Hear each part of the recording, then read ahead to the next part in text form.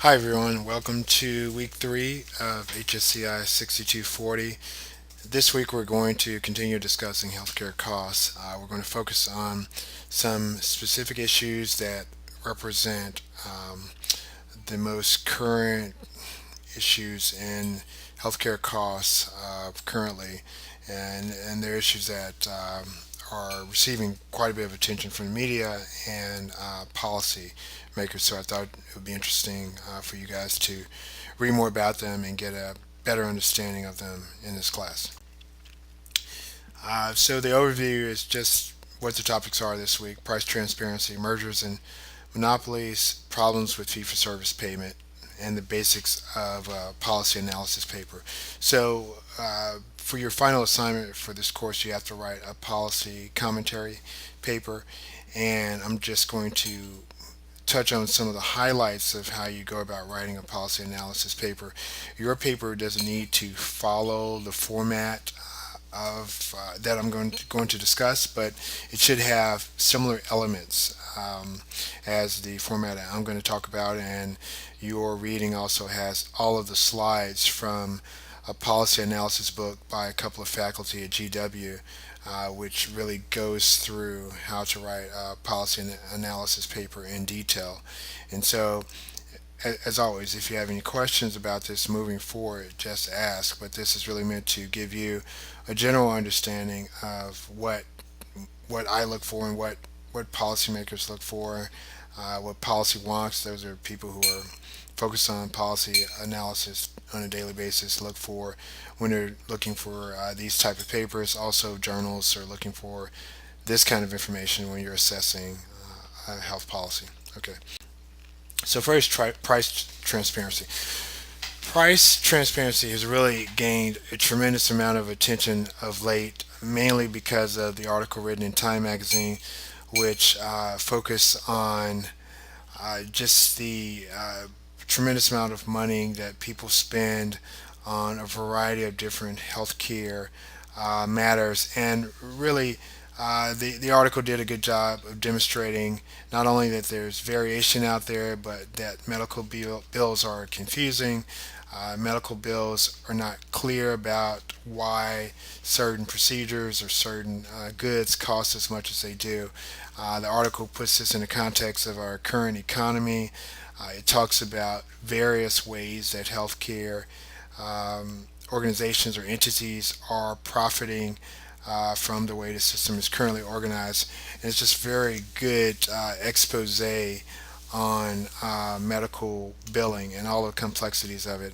And I really suggest that you read that piece. I think it will really enhance your understanding of really the complexity of medical costs. I give you some idea of where you can find more information about what costs are and so on. Now, this was followed recently by the release of information from the Centers for Medicare and Medicaid Services, where they provided data on Medicare expenditures by hospital for a variety of different services. So, this graph on the left here just demonstrates one of the many ways of looking at this data, and you can just quickly see the variation that exists across hospitals. So, you see a range here for hospital charges from 35,000 up to 75,000 for lower joint replacement. And if you look at the Medicare payment, of course, the Medicare payment is lower because Medicare is not going to pay exactly what hospitals demand, and they're going to have a lower negotiated rate. And but you see, there's even variation there from 15,000 up to 30,000. So just huge jumps and amazing changes in the charges that hospitals are um, uh, sending to Medicaid, and then what Medicare, and then what Medicare is spending on a variety of procedures. And this is really just causing a lot of uproar from a number of different camps, consumer groups, policymakers, and so on.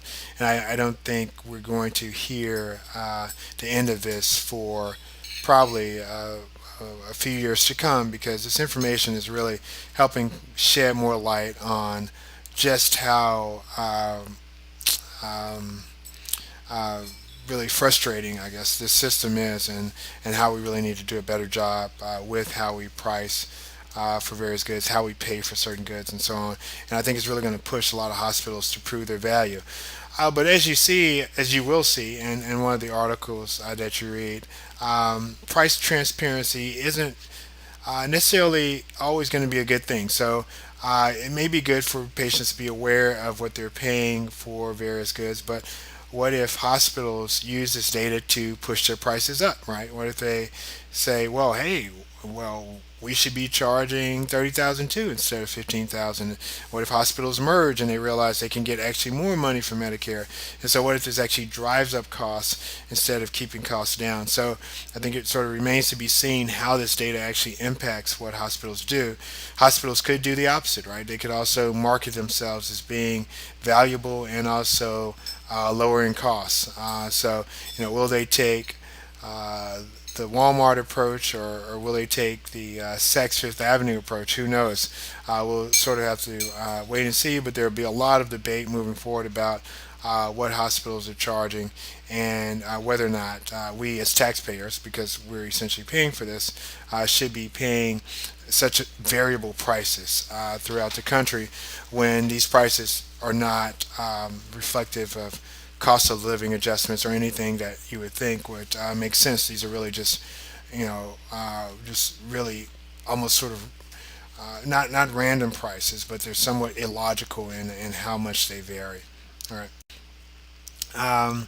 So your next topic is mergers and monopolies, and the reason I'm saying related monopolies because many times these mergers turn into monopolies, especially in smaller states. If you're in a smaller state and you have two major hospital systems that come together and merge, then you really have one hospital system for the entire state, and so you have a monopoly.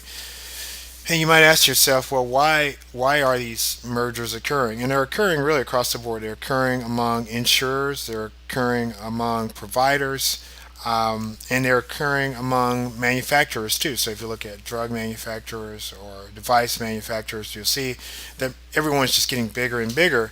And the reason why the main reason that they're doing that is to increase their bargaining power, right? So more bargaining power in healthcare means that you can get prices that are more favorable to you. So if you're a large provider, if you're a provider from, let's say, 70% of a state, then you're going to be able to negotiate rates with insurers that are going to be higher than a market player, a provider that has just 5 or 10% of the market, right?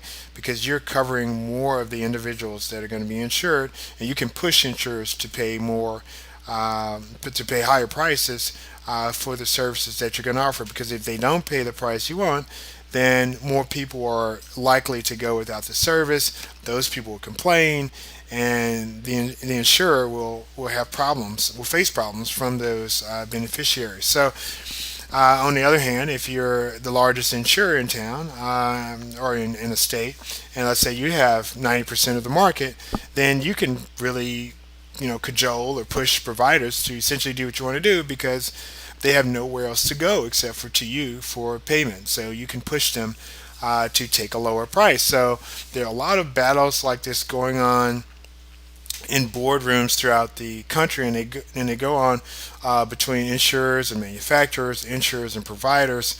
They go on between government Medicaid programs and Medicare, and these various providers or manufacturers. Really trying, everyone's trying to get the price that is going to be favorable for them, right? Insurers, of course, are buying, so buyers always want to pay as little as possible. Manufacturers are selling, providers are selling.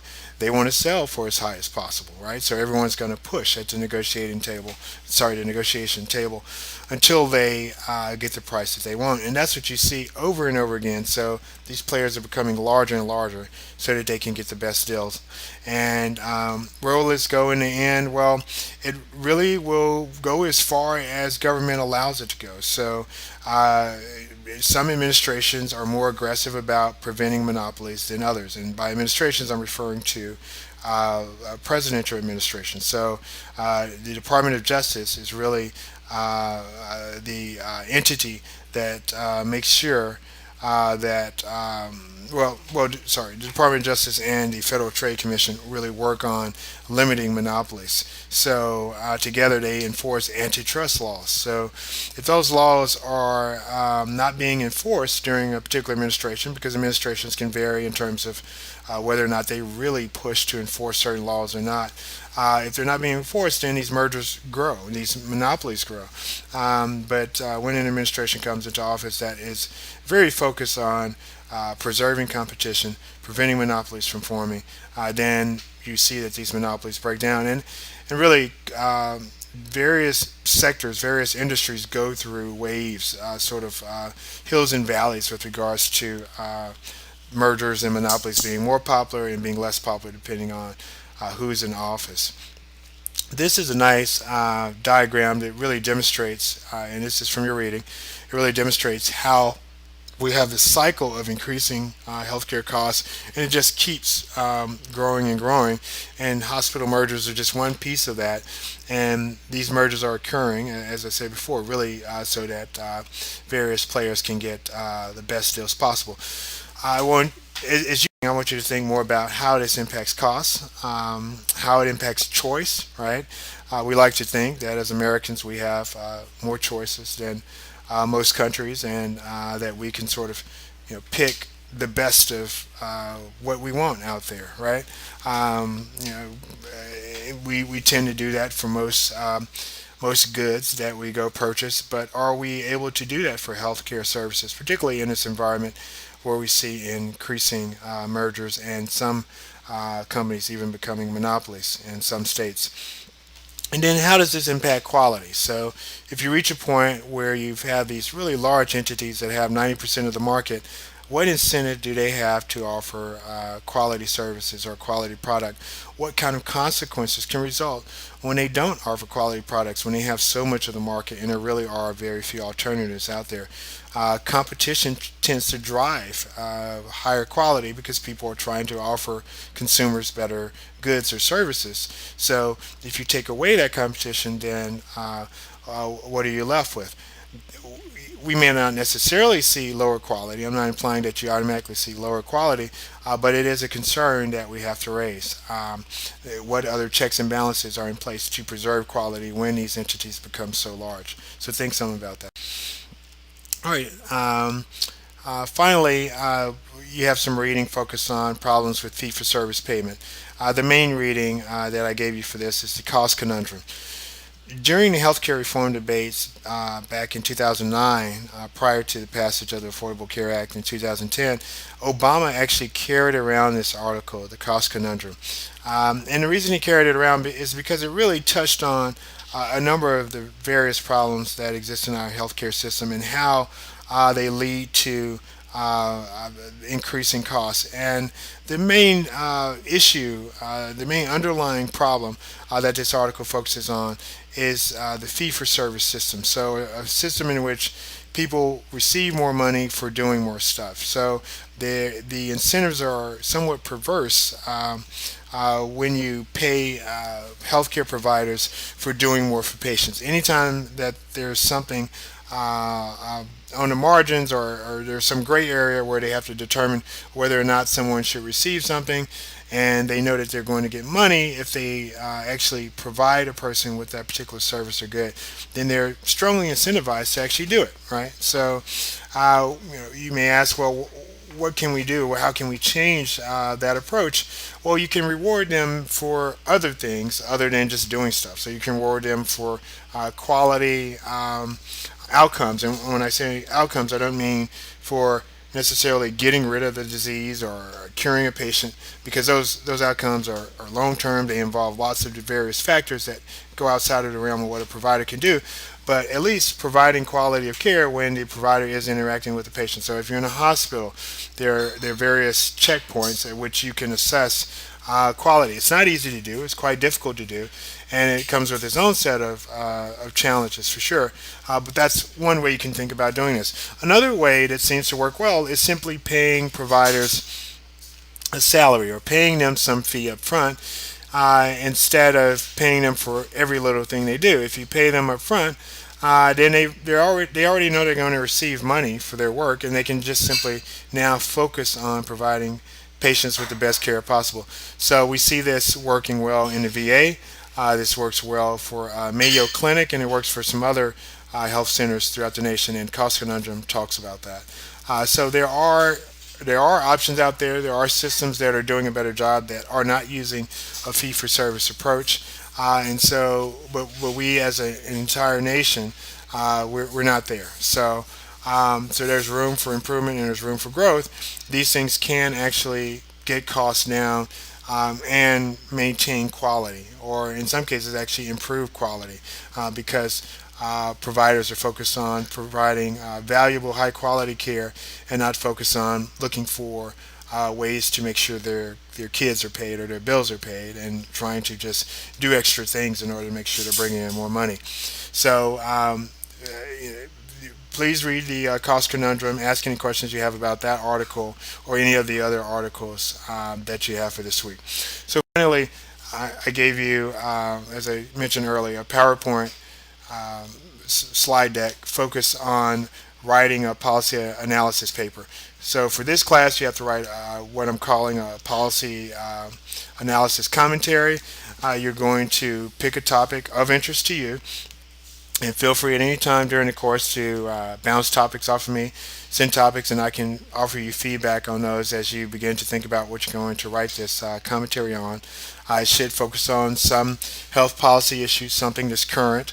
It should add some new information to the debate or discussion of this particular issue. You may have some issue that has not been addressed at all in existing academic literature, or you may have something that people have discussed and you think you have some new twist on it, some new interpretation, analysis, and so on that you want to bring to the table, and that's fine.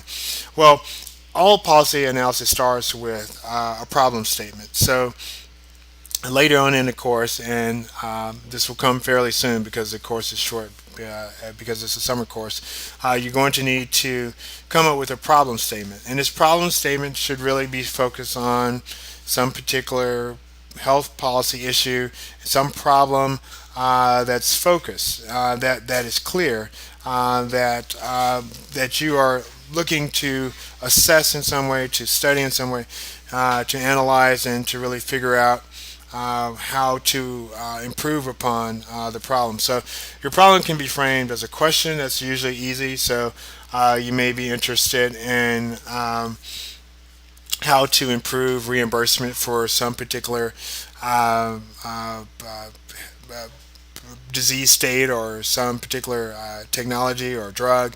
And so you may frame a question around that.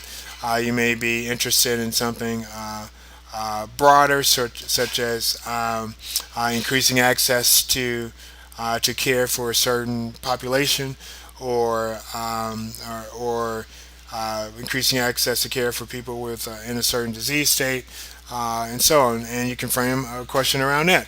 Or you could also write your problem statement as a declarative statement. So you can simply just write a statement indicating what you plan to focus on when you generate your problem statement. All right. In addition to this problem statement that should be as clear as you can get it and should be as focused as possible, you'll have a background section in your policy analysis. So for whatever issue you're looking at, you're going to provide some background, some context for helping understand what the policy issue is, what the question is all about, what's leading to this question, what's generating this question, who's involved in making decisions related to this question. What are some of the cost issues that are coming up if you're talking about something that has cost implications? What has been done already on the issue? What do we already know? What's the sort of state of knowledge on this issue?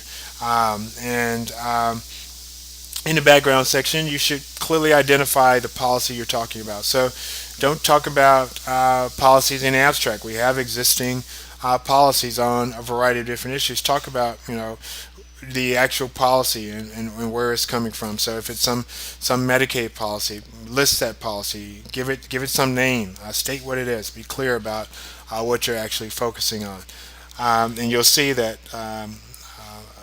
many, at least good policy commentaries, are clear about that. They offer some references to the policy. They may cite statutes or regulations that they're focused on. All right, good. So once you provide this background to your problem statement, then you should also talk about the landscape. And the landscape just refers to the various stakeholders who are involved. In healthcare, there are some typical stakeholders that tend to be involved in every decision. Those are providers, industry, various types of manufacturers, devices, drugs, and so on, and patients, right? So there are often patient groups that are stakeholders with regards to a variety of issues. Then, of course, payers, insurers are usually part of almost anything you're talking about in healthcare. So you'll think about how these various parties are affected, how these various parties view the issue that you're focused on. Then you'll also provide some policy options. In a typical policy analysis paper that I ask students to write for some other classes, I'll have them sit down and include all these various elements, and the policy options will essentially reflect uh, uh, what they've already discussed in the background and landscape, but it will have the options for addressing the problem that they've provided this context for. So you'll state your problem statement. Well, in a typical paper, I would have students state their problem statement, discuss the context of it, discuss how various parties might be impacted by this particular issue, and then they'll state the policy options for addressing the issue. Usually they'll state about 3 to 5 policy options. One of the options is usually status quo. So when you think about how you'll address your policy issue, your policy problem, you should at some point in your analysis say, well, one approach is simply to stick with what we're currently doing.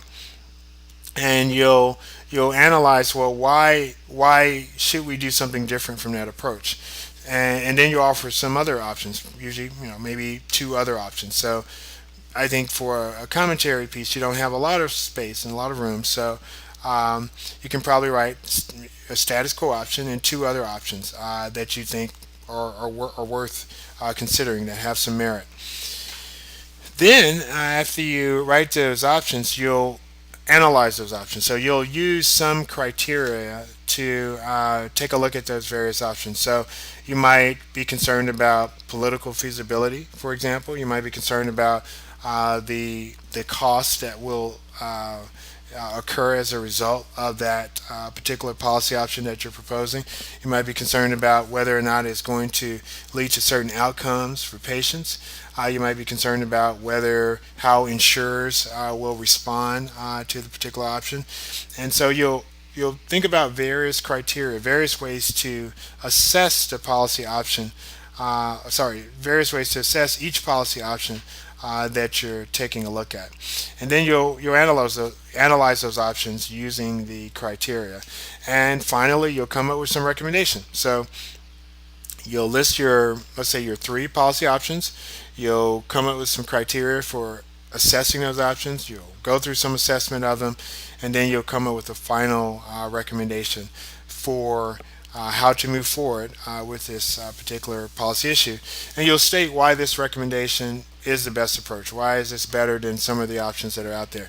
Now, because you're writing a policy commentary piece and you're going to be trying to write in a way that provides new information for a field or for the particular journal you're writing for, you may actually pull policy options from other literature that has already been written. So your options might be status quo and maybe 2 other options that other authors have discussed, or maybe the 2 options will be options that you've created. Right? You can go either way. You can have something that you've generated yourself. And if you generate some option yourself, try to base it in as much evidence as you can find to support the policy option that you're creating. If you're just looking at options that some other people have proposed and thought about, then be clear that you're drawing those options from those particular sources, and analyze them appropriately, and state why you think one of them is the final recommendation and the best way to go. Now, you may look at different options. You may say, you know what, hey, the status quo is actually quite good here. And here's why we shouldn't actually make any changes, despite these other options that are being proposed by other people, or these other ideas that I'm proposing. Usually, if you're proposing another idea, it's because you think it's better. So the chances of you saying your idea is not as good as status quo are pretty low. But if you're looking at other options that other scholars have proposed, then you may say, well, actually, I think that the status quo is better than any of these other potential routes that can be taken, and here's why we ought to stay the course and continue to go down the status quo route. Okay, so that's a general nutshell of the reading today. For this week. There's a lot of reading. Again, I strongly suggest that you read The Bitter Pill and The Cost Conundrum. You really shouldn't walk away from this class without reading those pieces in their entirety and really thinking some more about them. And read as much of the other reading as you have time to read. I know it's a healthy amount of reading, but this is a graduate course, so there's no reason for us to hold back on the reading. I want to make sure you have enough material to really challenge you. So try to do the reading. You'll learn quite a bit from doing the reading. And ask me any questions you have. I set up a discussion forum for you to ask questions about the reading for this week. There is no discussion assignment. There's just that discussion forum for answering questions, and I'll check that a few times this week and offer any thoughts and ideas I have with regards to the questions that you post. Okay, have a good week. Thank you for your discussion, comments, and posts just in the past week, and also thank you for turning in your op-ed assignments. I should be getting those back to you hopefully within a week, if not sooner. Thank you.